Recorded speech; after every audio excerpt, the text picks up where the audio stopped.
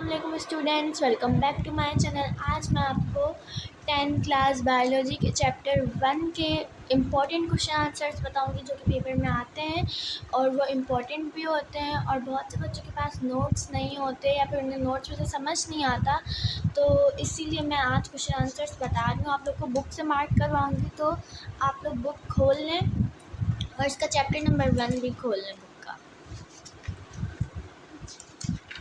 तो chapter number 1 है gaseous exchange. तो आज हम इसी के क्वेश्चन आंसर्स मार्क करवाऊंगी मैं।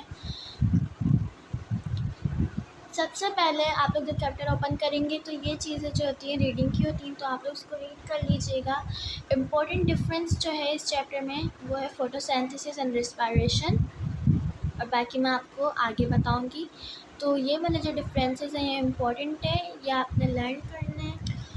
इसके बाद स्टोमेटा पे कभी ज़्यादा कोई नोट नहीं आता पेपर में, अक्सर इसमें से डेफिनेशन ही पूछी जाती है, वो भी कभी कभार। तो मैं आपको इसकी डेफिनेशन बता दूँगी स्टोमेटा की। इसकी डेफिनेशन आप लोग यहाँ से लिखेंगे, these are microscopic openings present in the epidermis of leaves. ठीक है, ये माइक्रोस्कोपिक ओपनिंग्स होती हैं जो कि कहाँ पे प्रेजेंट होती हैं, लीव्स के एपिडर्मिस में। ठीक है, अगर आप लोग करना चाहें तो यहाँ तक बिल्कुल ठीक है, लेकिन अगर आप इसको थोड़ा सा एक्सटेंड करना चाहें तो ये लिख सकते हैं आप लोग, through these openings plant exchange gases with their environment. बस यहाँ तक इसकी डेफिनेशन इनफ होगी। तो फिर आप लोग इसको भी मार्क कर लें और इसकी डेफिनेशन लर्न कर लीजिएगा।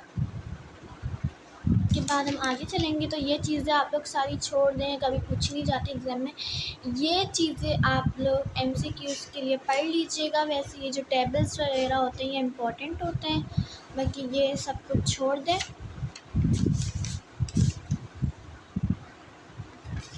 इसके बाद ये चीज़ें भी आप लोग पढ़ लेंगे, भी MCQs के लिए इम्पोर्टेंट होती है। जिस तरह से आपको हाईलाइटेड नज़र आ रहा है बुक में, आप भी इसी तरह हाईलाइट कर लिया करें, क्योंकि फिर MCQs के लिए आपको आसानी हो जाती है। तो ये भी पढ़ लीजिएगा, ये भी इम्पोर्टेंट है MCQs के लिए। इसके बाद जो ये वाला टॉपिक है ह्यूमन रेस्पिरेटरी सिस्टम का, ये मोस्ट इम्पॉर्टेंट टॉपिक है पेपर के लिए, इसको ज़रूर लर्न कीजिएगा। और इसकी डायग्राम भी अक्सर पेपर में पूछ लेते हैं, इस बार भी आई थिंक ये डायग्राम आई थी पेपर में, तो ये भी इम्पॉर्टेंट होती है, इसकी ज़रूर प्रैक्टिस कीजिएगा पूरे की। अब ह्यूमन रेस्पिरेटरी सिस्टम का क्वेश्चन इस तरह से लिखते हैं कि इसमें जो है सब कुछ पैराग्राफ वाइज दिए हुए, जो कि आपको लर्न करने में भी बहुत ज़्यादा मुश्किल होगी। ठीक है, तो इस तरह के क्वेश्चन लर्न करने में बहुत ज़्यादा मुश्किल होती है। अगर आप इसको हेडिंग वाइज लिखेंगे तो ये आपको एग्ज़ाम में इससे अच्छे मार्क्स भी मिलेंगे और समझ भी आपको बेटर आएगा। तो इसके लिए मैं आपको नोट्स में से बताऊंगी, क्योंकि अगर कुछ बच्चे लिखना चाहते हैं तो वो ये जो हाईलाइटेड वर्ड्स हैं उसको क्या कहते हैं मार्कर से लिख के हेडिंग वाइज काम कर सकते हैं, लेकिन ये बेटर मुझे नहीं लग रहा, तो मैं आपको ये नोट्स से बताऊँगी। क्योंकि इसमें जो है सबसे पहले आप लोग ह्यूमन रेस्पिरेटरी सिस्टम की डेफिनेशन लिखेंगे, इसमें डेफिनेशन भी आप लोग को नहीं दी हुई। फिर इसके बाद एक्सटर्नल नोस्ट्रल्स जो पहला पार्ट होता है इसका, फिर इसके बाद जो दूसरा पार्ट होता है ह्यूमन रेस्पिरेटरी सिस्टम का वो होता है नसल chamber, pharynx, लैरिंग्स, epiglottis, trachea, bronchi, bronchioles, फिर आता है एल्वोला। इसके बाद जो आता है वो होता है लंग्स, और फिर उसके होता है डायफ्राम। तो इस तरह से आता है, लेकिन बुक में इस तरह से नहीं दिया हुआ, तो मैं आप लोग को ये नोट से बताऊंगी। तो आप लोग पेज फोल्ड कर लें तो ये मुझे भी याद रहेगा। ठीक है, तो मैं इसका पेज फोल्ड कर रही हूँ, ये मैं आप लोग को बाद में बताऊंगी ये वाला क्वेश्चन। इसके बाद जो ये वाला है ये भी आप लोग जो है वो पढ़ लीजिएगा, लंग कैपेसिटी, ये भी इम्पोर्टेंट होता है पेपर के लिए, MCQs के लिए। ठीक है, MCQs के लिए बता रही हूँ ये मैं। इसके बाद जो इम्पोर्टेंट फिर दूसरा क्वेश्चन इम्पोर्टेंट है, इस तरह से आता है, right a note on ventilation, right a detail note on ventilation. ठीक है, इस तरह से आता है। अब वेंटिलेशन क्या होता है, ब्रीथिंग होता है, हम ब्रीथिंग को ही वेंटिलेशन बोलते हैं। ठीक है, तो इस वाले क्वेश्चन में आप अगर पूरे यहाँ पे क्वेश्चन में देखें तो यहाँ पे आपको डेफिनेशन नज़र नहीं आएगी। तो सबसे पहले आप लोग क्या लिखेंगे, ये वाले क्वेश्चन में आप लोग सबसे पहले ब्रीथिंग या फिर वेंटिलेशन की डेफिनेशन लिखेंगे, दोनों एक ही होती हैं। तो इसकी डेफिनेशन क्या होगी, the process of moving air in and out of the lungs is called breathing और वेंटिलेशन। ठीक है, फिर ठीक है। फिर ये वाली डेफिनेशन लिखने के बाद आप लोग क्या लिखेंगे, the process of breathing complete in 2 phases. ठीक है, 2 फेजेस में प्रोसेस कंप्लीट होता है। वो 2 फेजेस कौन से हैं कि इंस्पायरेशन, जिसको हम कहते हैं इनहेलेशन, ये भी आप लोग इसको कह सकते हैं, और दूसरा प्रोसेस है एक्सपायरेशन, जिसको हम कहते हैं एक्सलेशन। इस प्रोसेस में हम एयर को इनटेक करते हैं और इस प्रोसेस में हम एयर को हमारी बॉडी से, लंग से आउट करते हैं। तो इस प्रोसेस को हम इंस्पायरेशन बोलते हैं, इसको हम कहते हैं एक्सपायरेशन। ठीक है, और फिर इस इंस्पायरेशन की जो डेफिनेशन है वो यहाँ से हो सकती, यहाँ से आप लोग ले लें। It is the process through which atmospheric air is directed through the air passageways up to the alveoli in the lungs. यहाँ तक ये इसकी डेफिनेशन हो जाएगी। और एक्सपायरेशन की डेफिनेशन मैं आप लोग को यहाँ से बता देती हूँ। एक्सपायरेशन जिस तरह से आप लोग को बता रही हूँ उसी तरह से लिखिएगा। एक्सपायरेशन इज़, आप यहाँ से ये आपने कट कर देना है। Expiration is a process the air moves out from the lungs. फिर इसके बाद आपने लिख देना है इट इन्वॉल्व्स फॉलोइंग स्टेप्स। दोनों में डेफिनेशन जब इसके बाद लिखेंगे इंस्पायरेशन में, तो इसके बाद लिखेंगे इट इन्वॉल्व्स फॉलोइंग स्टेप्स। तो फिर इसमें ना स्टेप्स वाइज काम होते हैं, लेकिन आपकी बुक में उस तरह से भी नहीं दिया हुआ। अगर आप लोग पूरा पैराग्राफ लिखेंगे इसके नंबर मार्क्स आप लोग को नहीं मिलेंगे। ठीक है, इसमें भी तो मैं आप लोग को ऐसे पॉइंट्स बताऊँगी इन लोगों में जो कि डिस्टिंग्विश भी हो सकते हैं, मतलब इन दोनों में डिफरेंस भी आप लोग लिख सकते हैं। पेपर में अक्सर आ जाता है difference between inspiration and expiration, तो ऐसे पॉइंट लिखवाऊंगी जिससे आप लोग डिफरेंस बिटवीन भी लिख सकेंगे। ठीक है, तो आप लोग ये वाला भी बस क्वेश्चन जितना मैंने बताया है उसके आगे का आप लोग छोड़ दें, मैं आपको वो बाद में बताऊंगी नेक्स्ट वीडियो में। और आप लोग ये जो है ये भी आप लोग मार्क कर लें, इस पर प्रैक्टिस होती है। लेकिन जो ज़्यादा इंपॉर्टेंट है इस चैप्टर में वो है ह्यूमन रिस्पिरेटरी सिस्टम, लेकिन इसकी भी आप लोगों ने प्रैक्टिस करनी है। ठीक है, हो सकता है उस बार ये वाली आइए, उस बार जो है कौन सा ये ह्यूमन रिस्पिरेटरी सिस्टम, हो सकता है इस बार ये वाले डायग्राम आ जाए, तो प्रैक्टिस कर लीजिएगा। तो ये वाला पेज मैं फोल्ड कर रही हूँ ताकि मुझे याद रहे के बता। ठीक है, फिर इसके आगे जाएंगे तो ये वाला जो चार्ट है वो ज़्यादा इम्पोर्टेंट है पेपर के लिए, एमसीक्यूज़ के लिए, तो इसको ज़रूर पढ़िएगा कि कितने % ऑक्सीजन जो हम इंस्पायर्ड करते हैं, कितने % ऑक्सीजन में एक्सपायर्ड करते हैं।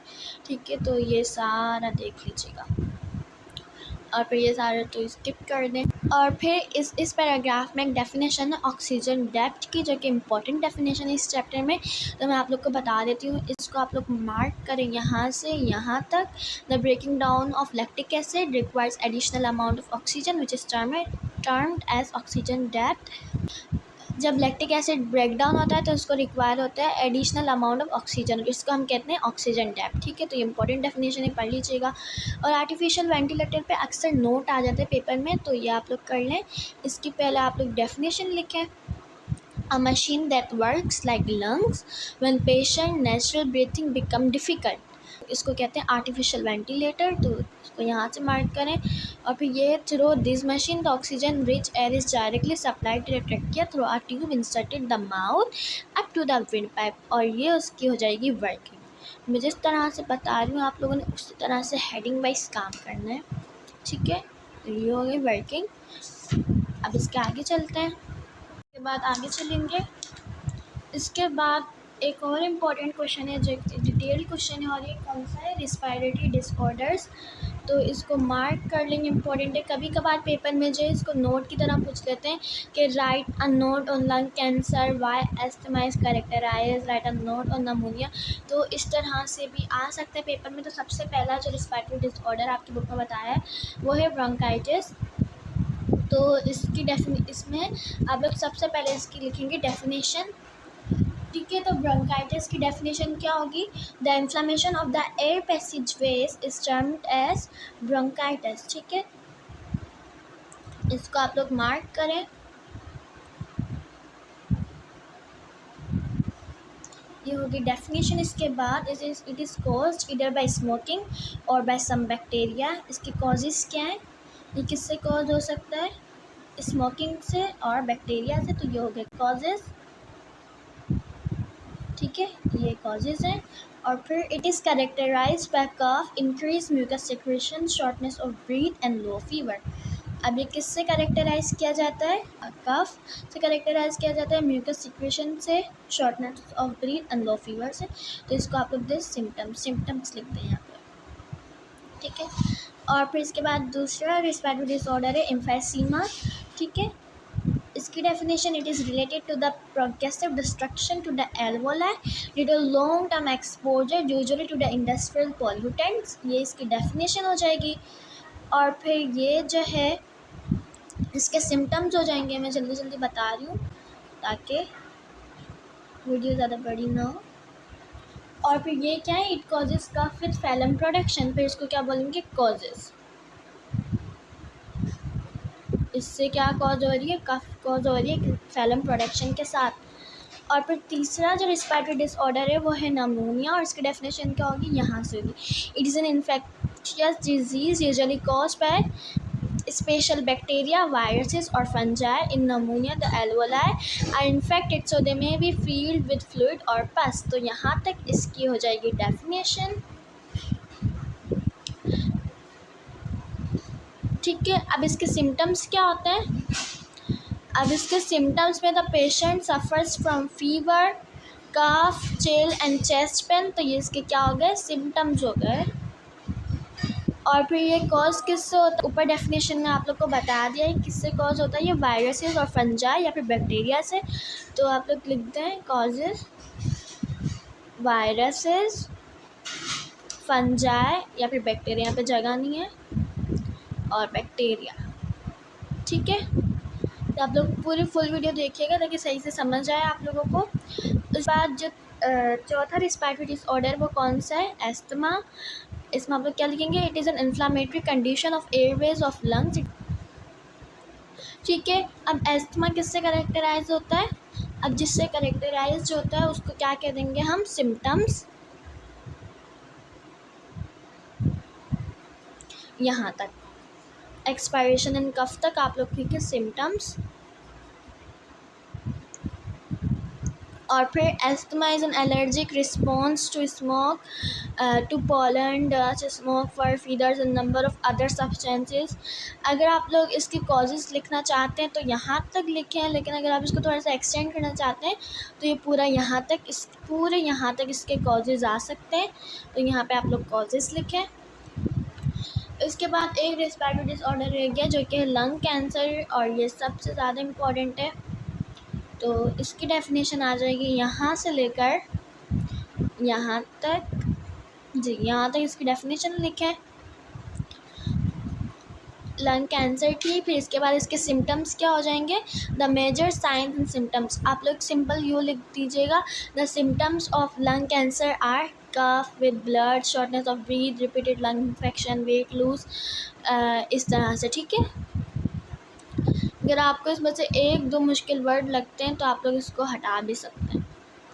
तो यहाँ तक मैं बता देती हूँ आपको, सिम्टम्स यहाँ तक आ गए, अंडरलाइन किया ये मैंने। इसके बाद देखिए लंग कैंसर के कॉजेज़ नहीं लिखे हुए, लेकिन आप लोग लिख लें, इसके कॉजेज़ बहुत इजी है। स्मोकिंग है लंग कैंसर का एक कॉज, स्मोकिंग की वजह से ज़्यादातर जो लंग कैंसर होता है।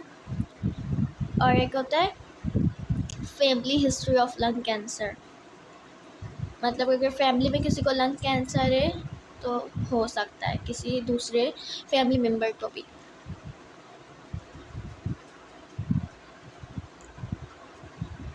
तो ये थे इम्पोर्टेंट क्वेश्चंस जो कि मैंने आपको बुक में से मार्क करवाए। आई होप आप लोग को समझ आ जाएंगे। अगर आप लोग पूरी वीडियो देखेंगे तो आप लोग को सही से समझ आएंगे, क्योंकि मैंने सब कुछ बुक में ही लिखा हुआ है, ठीक है। तो फुल वीडियो देखिएगा ताकि आप कोई भी इसका पॉइंट मिस ना कर सकें।